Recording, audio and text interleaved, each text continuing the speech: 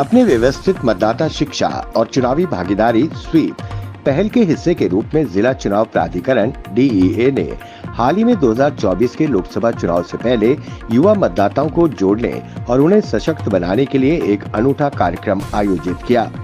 शिवनोट ठाठरी में आयोजित इस कार्यक्रम में वाटर राफ्टिंग के रोमांच के साथ नागरिक कर्तव्य के लिए कार्यवाही का आह्वान किया गया, जिसका उद्देश्य जागरूकता बढ़ाना और चुनावी प्रक्रिया में युवाओं की भागीदारी के महत्व पर जोर देना था।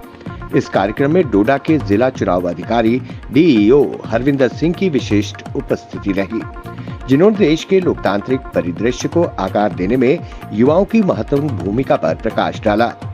मेरा पहला वोट देश के लिए, देश के पर्व, देश के गर्व के नारे के तहत इस कार्यक्रम का उद्देश्य युवा मतदाताओं में अपने लोकतांत्रिक अधिकार का प्रयोग करने के प्रति गर्व और जिम्मेदारी की भावना को प्रेरित करना था। कश्मीर के कुपवाड़ा जिले में सुरक्षा बलों की संयुक्त टीम को बड़ी सफलता हाथ लगी है। सुरक्षा बलों ने जिले के लोलाब के जंगली इलाके से हथियारों का बड़ा जखीरा बरामद किया है। जानकारी के अनुसार इस जॉइंट ऑपरेशन में सेना की 28 RR, कुपवाड़ा पुलिस और BSF के जवानों ने ये हथियारों की खेप को जब्त किया। सुरक्षा बलों ने आसपास के इलाके की घेराबंदी कर बड़े पैमाने पर तलाशी अभियान चलाया हुआ है। बदलता जम्मू कश्मीर बॉलीवुड फिल्म इंडस्ट्री को फिर से कश्मीर की तरफ खींच रहा है। वर्ष 2024 में करीब 200 फिल्म निर्माताओं ने शूटिंग के लिए अनुमति मांगी है। वर्ष 2021 से लेकर अब तक कश्मीर में 300 से ज्यादा फिल्मों और वेब सीरीज की शूटिंग हो चुकी है। बीते वर्ष 2023 में बॉलीवुड और साउथ इंडियन फिल्म इंडस्ट्री के लिए कश्मीर आकर्षण का केंद्र बना रहा। कुल 102 फिल्मों और वेब सीरीज की शूटिंग की गई है। प्रधानमंत्री नरेंद्र मोदी ने उधमपुर रैली में जनता को संबोधित करते हुए कहा कि जम्मू कश्मीर में विधानसभा चुनाव के लिए समय दूर नहीं है, जल्दी चुनाव करवाए जाएंगे।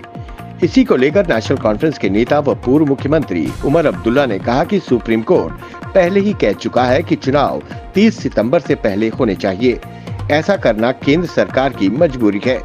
उन्होंने कहा, अगर केंद्र सरकार विधानसभा चुनाव पहले करा लेती तो ये एहसान होता, लेकिन अब उसे सुप्रीम कोर्ट द्वारा तय समय सीमा का पालन करना होगा। विदेश मंत्रालय ने ईरान और इजराइल के लिए यात्रा एडवाइजरी जारी की है। विदेश मंत्रालय ने भारतीयों को सलाह दी है कि अगली सूचना तक ईरान और इजराइल की यात्रा न करें। विदेश मंत्रालय ने उन सभी भारतीयों से भी अनुरोध किया है जो वर्तमान में ईरान और इजराइल में रह रहे हैं। विदेश मंत्रालय ने कहा कि इन देशों में रह रहे भारतीय तुरंत दूतावास से संपर्क करें और अपना रजिस्ट्रेशन कराएं। विदेश मंत्रालय का ये फैसला इजराइल और हमास के बीच जारी युद्ध के कारण आया है।